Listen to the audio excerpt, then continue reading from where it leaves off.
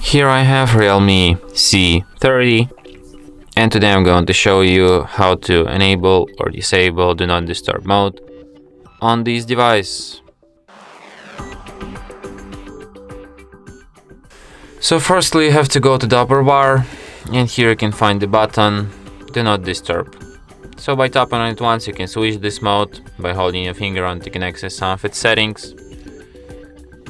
For example, you can add exceptions to this mode. It could be conversations, it could be calls, messages. You can also add apps to exceptions, alarms and other interruptions. You can set up a schedule for this mode. You can set up default duration of Do Not Disturb, and also you can disable sound from notifications or disable visuals and sound.